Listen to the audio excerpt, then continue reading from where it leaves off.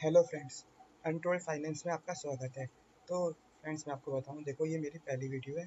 तो इस पहली वीडियो में मैं आपको अपना थोड़ा बहुत इंट्रोडक्शन दूंगा और इस यूट्यूब चैनल को बनाने का मेरा मोटिव क्या है, मैं आपको वो सब चीज़ें बताऊंगा। फिर उसके बाद हम इस वीडियो के टॉपिक पे मूव करेंगे। तो फ्रेंड्स, जो मेरा पैसे अगर आपको मैं बताऊँ, मैं फाइनेंस लोगों को सिखाना चाहता हूँ। अगर आप कहो कि मैं फाइनेंस क्यों सिखा रहा हूँ, मुझे क्या नॉलेज है, तो मैं आपको बता दूँ, तो सीधी सी बात है, मुझे फाइनेंस की ज़्यादा नॉलेज वॉलेज है नहीं ऐसे कुछ खास। पर जो मुझे लगता है कि पर्सनली मेरे को लोगों को फाइनेंशियली अवेयर करना चाहिए, इसलिए मैं ये चैनल लेके आया हूँ। मैं चाहता हूँ कि इससे हर बंदा फाइनेंशियली इंडिपेंडेंट बने। तो हम इस चैनल के थ्रू ऐसी ऐसी चीज़ें सीखेंगे कि जिससे आपको हेल्प मिलेगी। और मैं चाहता हूँ कि हर बंदा फाइनेंशियली इंडिपेंडेंट बने। मैं चाहता हूँ इंडिया एक सुपर पावर इकोनॉमी बने।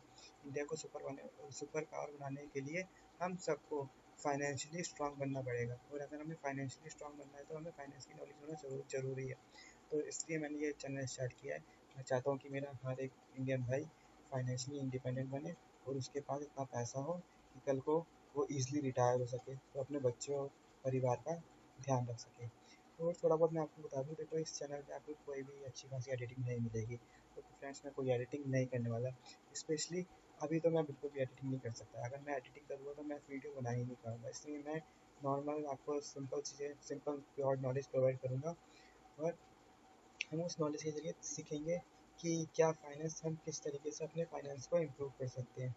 और दोस्तों देखो, ज़्यादा नॉलेज मुझे भी नहीं है, तो इसलिए हम जो मैं आपको सिखाऊंगा, हो सकता है मुझे भी कुछ क्वेश्चन हो। जो मुझे क्वेश्चन होगा, मेरे को कुछ क्वेश्चन होगा, तो मैं आपके सामने वो वीडियो के थ्रू वो क्वेश्चन मिलाऊंगा। अगर आपको उसकी नॉलेज है तो आप मुझे बताइए, आप मुझे कमेंट करके बताइए। आप मुझे कहिए कि मैं आपके साथ चैट करना चाहता हूँ। तो हम क्या पता एक सेशन ऐसा भी लाएँ जिस बंदे के साथ मेरे को लगेगा कि यार हाँ, ये बंदा अच्छा है, इसे उसकी नॉलेज है, तो हम चैट एक यूट्यूब वीडियो बनाएंगे जिसमें हम दोनों बंदे चैट करेंगे और चैट करके देखेंगे कि क्या, हाँ, ये वो बंदा सही बोल रहा है या इसे हम कुछ और किसी तरीके से इम्प्रूव भी कर सकते हैं। तो इस तरीके से, तो ये तो हो गया अभी की बात। अब हम अपनी वीडियो पर चलते हैं। तो वीडियो में मैं आज जो पार्ट डिस्कस करने जा रहा हूँ वो है कि हर बंदा इंडिया में अपना घर लेना चाहता है। तो क्या घर लेना सही है, क्या घर लेना गलत है? क्या घर लेने से पहले हमें कुछ और करना चाहिए, हमें ये करना चाहिए या वो करना चाहिए? तो क्यों, क्या मेरे पास फ्रेंड्स इसका एक सॉल्यूशन है कि अगर हमें, तो मैं मानता हूँ कि पर्सनली हमें घर नहीं लेना चाहिए, जो मुझे पर्सनली लगता है। तो क्योंकि मैं आपको कुछ चीज़ें दिखाऊंगा जिससे मुझे लगता है कि घर लेने से अच्छा है कि आप कुछ और करो और उसके बाद आप अपना घर लो। अगर आपको शुरू में नहीं लेना चाहिए, ये मेरी पर्सनल राय है। मैं क्यों कह रहा हूँ मैं आपको दिखाता हूँ। तो चलो हम वीडियो को स्टार्ट करते हैं। मैं आपको दिखाता हूँ कि हमें घर क्यों नहीं लेना चाहिए। देखो फ्रेंड्स, आपको इसमें कोई एडिटिंग नहीं मिलने वाली है। सिंपल मैं गूगल पे जाऊँगा, चीज़ें दिखाऊंगा आपको कि ये ऐसे हो रही है, वो ऐसे हो रही है। एडिटिंग करूँगा तो मैं अगली यूट्यूब वीडियो नहीं बना पाऊँगा, पर मैं चाहता हूँ कि मैं अपनी नॉलेज लोगों के साथ शेयर करूँ, इसलिए मैं यूट्यूब वीडियो बना रहा हूँ। तो मैं एडिटिंग के बिना बनाऊँगा।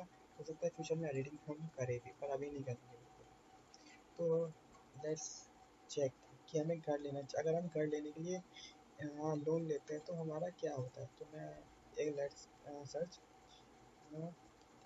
Home loan EMI calculator. हम फ्रेंड्स चेक करते हैं कि अगर हमें होम लोन लेना है तो क्या क्या चीज़ें होती है। तो अगर मान लो कि चीज़ें लिखेंगे, साथ में हम एक एक्सेल फाइल क्रिएट करते हैं जिससे आपको थोड़ी याद रहे।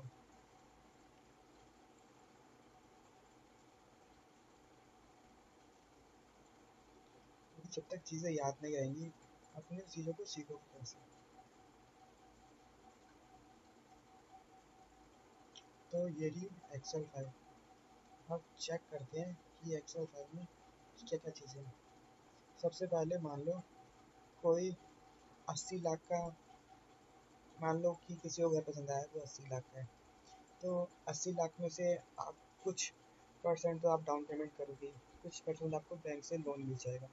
सीधी सी बात है, ठीक है। तो अब चेक करते हैं, मान लो कि आपने आपने 20 लाख की डाउन पेमेंट कर दी। तो पहले मैं लिख देता हूँ उसे ताकि हमें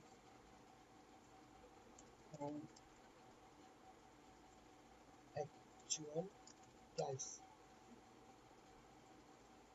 मान लो 80 लाख है, आपने उसकी डाउन पेमेंट करी 20 लाख। ओके, आप उसकी अब आप कितने अमाउंट की ईएमआई बनाओगे? ईएमआई और अमाउंट मतलब आप कितने का लोन लोगे? लोन आप लोगे 60 लाख का। ठीक है, हाँ आपने लोन लिया 60 लाख का, तो मान लो लेट्स यहाँ पे लिख देते हैं 60 लाख का लोन। अब आपने 60 लाख का लोन ले लिया, 60 है ना, 10 ठीक है, 7 लाख का लोन, 60 लाख का लोन दिखा दिया।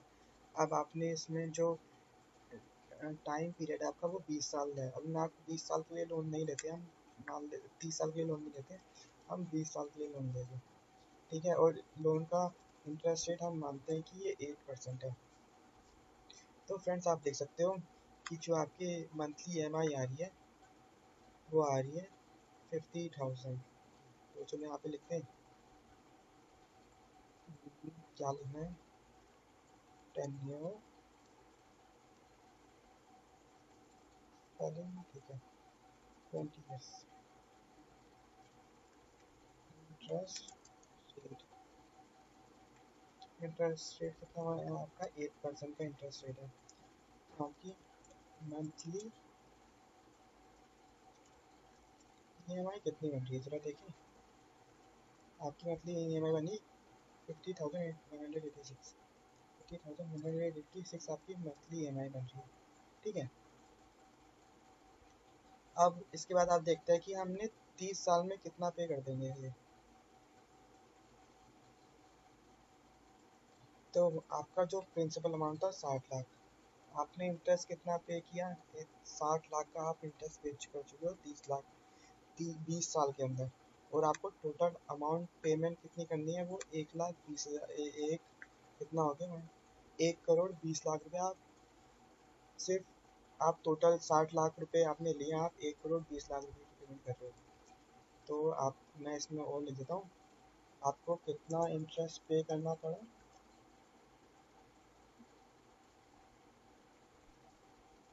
ये ये हो गया आपका, मोटा मोटा मान लेते हैं 60 लाख,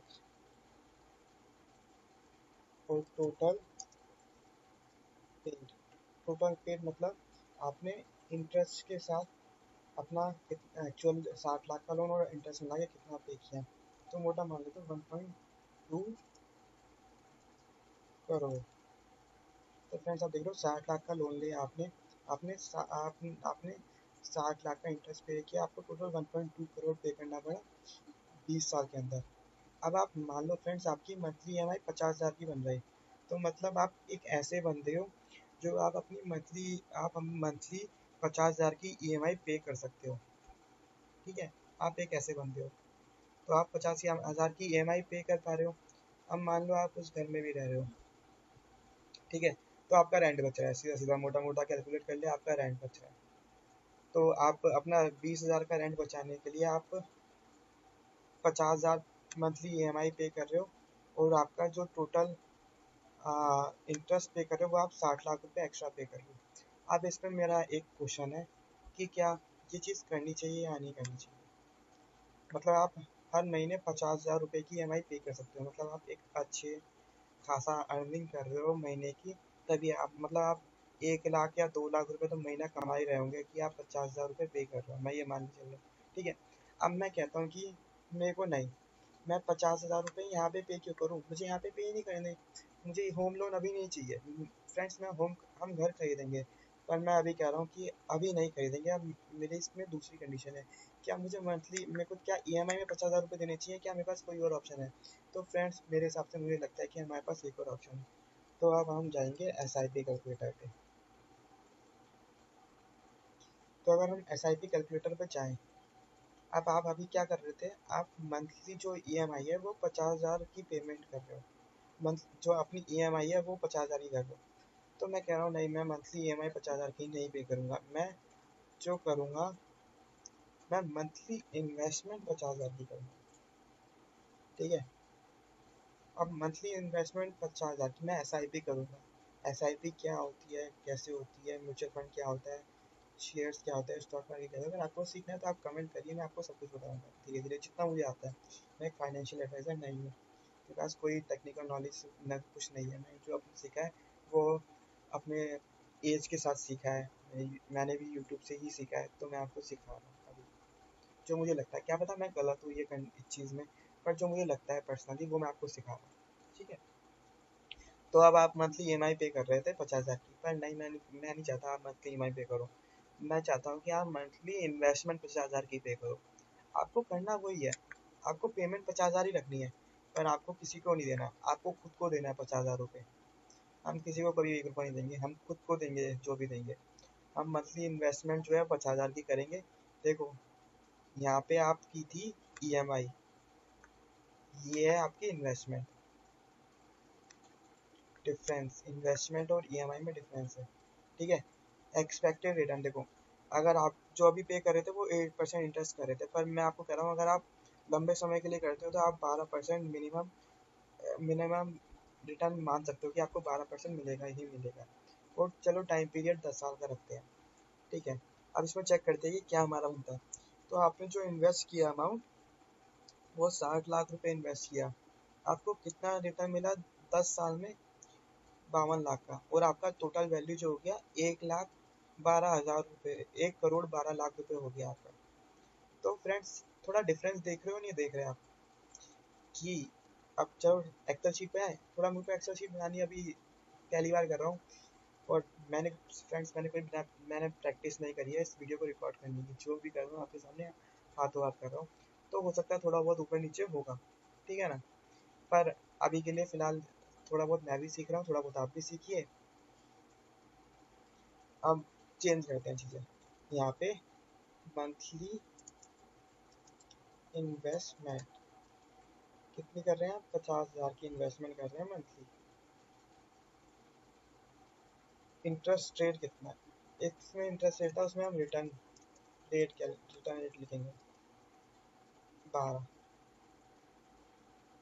और उसमें टोटल पेड था, हम लिखेंगे टोटल गेन। टोटल गेन कितना हुआ हमारे को? 1 करोड़, 1.12 करोड़। टोटल गेन हमें हो गया 1.12 करोड़। अब यहाँ पे एस्टिमेटेड रिटर्न देखते हैं, तो हमें एस्टिमेटेड रिटर्न कितना मिला है? तो हमें रिटर्न अपने मिल गया, हमने 60 लाख रुपए लगाए थे, हमें 52 लाख रुपए मिल गए। तो 52 लाख जो है हमें वो रिटर्न मिल चुका है। तो अभी आप यहाँ पे थोड़ा ध्यान से देखो, आप इसमें कितना डिफरेंस आ रहा है। आपने 50,000 रुपये की EMI करी, मतलब आप 50,000 रुपये हर महीने दे रहे हो, और आपको 20 साल में आपको 60 लाख रुपए देने पड़ रहे हैं। और यहाँ पे आप उल्टा, और यहाँ पे टेन्योर देखो तो 10 साल बन रहा है। यहाँ पे आप हर महीने 50,000 रुपये इन्वेस्ट कर रहे हो, और सिर्फ 10 साल में जो आपको मिल रहे हैं, आपको 52 लाख वापसी मिल रहे हैं, और आप अभी तक करोड़पति बन चुके हो। यहाँ पे आपने 20 साल में करोड़ों रुपए एक बंदे को दे दिए, और यहाँ पे आपको 10 साल में, सिर्फ 10 साल में करोड़ों रुपए मिल रहे हैं। अगर मैं यही वैल्यू आपकी 20 साल कर दूँ यहाँ पे, तो आप सोचो क्या होगा। तो यहाँ पे आप देखो कितना डिफरेंस आ रहा है। आप थोड़ा ध्यान से देखो तो सही, उसके बाद आप डिसीजन ले करो।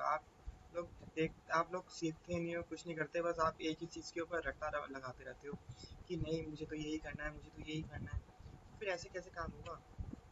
4.6 करोड़ यहाँ पे आपकी वैल्यू हो चुकी है, और आपने 1 1.2 करोड़ जमा करे, आपको 3.4 का रिटर्न मिल चुका है आपको।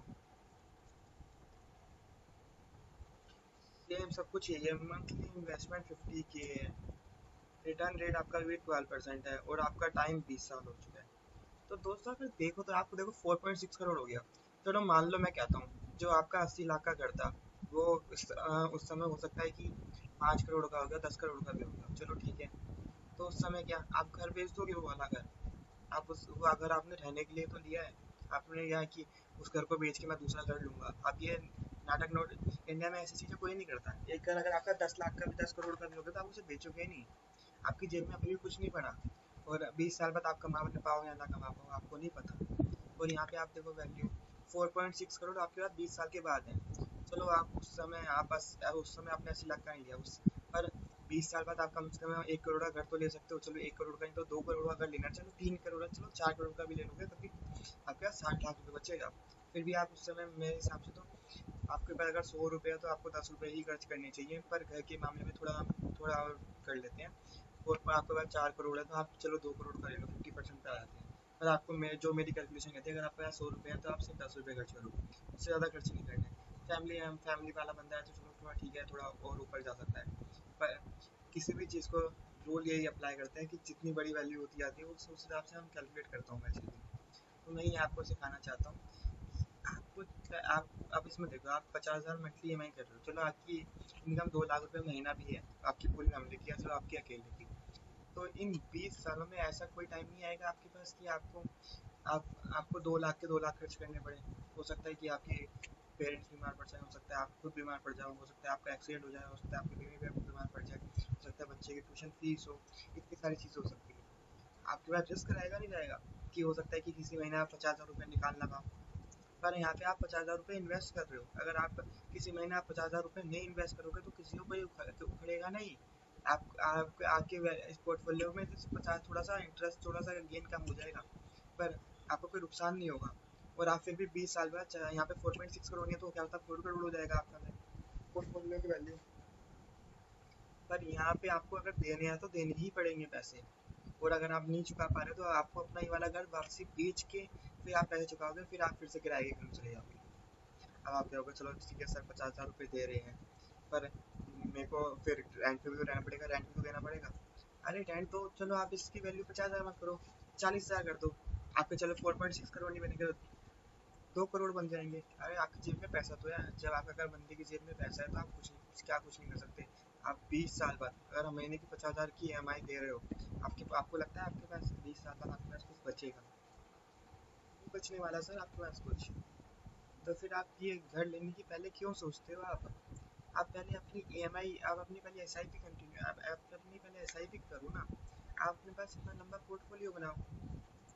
और जब आपको घर में जब अपना लंबा पोर्टफोलियो बना लोगे, जब आपने फाइनेंस की थोड़ी बहुत नॉलेज ले लोगे, फिर आप अगली बार मुझसे आके नहीं कहोगे कि मेरे को भाई घर खरीदना है, आप कहोगे मैं रेंट पे ही रहूँगा। आप अपने बीवी बच्चों का भाई तेरे पास 4 करोड़ की करोड़पति है, तू भाई रेंट पे भी रह रहा, तू 2 लाख के रेंट पे घर में रह, तू 500 गज की जमीन रेंट पे ले ले भाई, क्या दिक्कत है तेरे को? तो आपको चीज़ सीखनी पड़ेंगी। हर समय आपके दिन अच्छे नहीं चलते हैं, आपके किसी दिन मुश्किल में चल रहे होंगे। जिस दिन आपका दिन मुश्किल होगा उस दिन आप EMI कैसे भरोगे? आप मुझे ये बताओ। क्या आपके पास एक कुछ अच्छा सोच, आप करोड़पति बाप की औलाद हो? नहीं है, हम कोई करोड़पति बाप की औलाद नहीं है, हम में से कोई भी नहीं है। हमें अपने फाइनेंस को सीखना पड़ेगा। अगर आप फाइनेंस नहीं सीखोगे आप पछताओगे। इसलिए आप घर लेने से पहले आप अपना कॉर्पस बिल्ड करो। इस कॉर्पस अगर आपने आपके पास 4.6 करोड़ आ गया, आप मान लो, सोचो आपने 20 साल कर दिया, तो आपके पास आप करोड़पति क्यों नहीं बनोगे? आप फिर 1 करोड़ का घर क्यों नहीं ले सकोगे? आप एक अच्छी जगह पे रह पाओगे। चलो मैं कह रहा हूँ आप अच्छी जगह पे घर आपका वो 10 करोड़ का हो गया, तो आपको उसे रेंट पे लाओ, रेंट पे रहो ना। आप फिर आप रेंट दो 2 लाख 3 लाख 4 लाख, क्योंकि आप अगर 4.6 करोड़ का कर लेते हो ना, फिर अगर आप इसकी SWP करते हो तो फिर आपको पता चलेगा SWP की पावर क्या होती है। अभी आपको चीज़ें पता नहीं है इसलिए आप ऐसे बोल रहे हो। क्या देखो, मुझे नहीं पता ये चीज़ सही है या नहीं सही है, पर मैंने फैक्ट्स और जो मैंने फिगर्स देखे मैं उसके हिसाब से आपको बता रहा हूँ कि ये चीज़ सही हो सकती है। समझ रहे हो?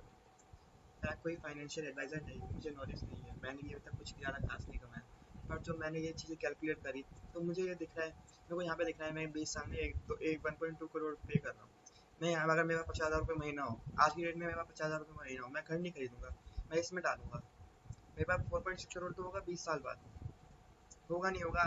तब मेरी कैलकुलेशन गलत है तो। और यहाँ पे 12% का इंटरेस्ट आपको 20 साल में नहीं मिलेगा, आपको ज़्यादा मिलेगा इंटरेस्ट। इंडिया की इकोनॉमी इस समय बढ़ रही है, आप अगर इंडिया की इकोनॉमी में इस समय पैसा लगाओगे तो आपको मिलेगा, अच्छा रिटर्न मिलेगा। अब आप बोल रहे हो कि मैं कहाँ पे पैसा लगाऊँ, कहाँ पे नहीं लगाऊँ, कमेंट करिए आप मुझे, मैं आपको और चीज़ें सिखाऊंगा। मैं आपको इतनी सारी चीज़ें सिखाने वाला हूँ, इतनी सारी चीज़ें सिखाने वाला हूँ।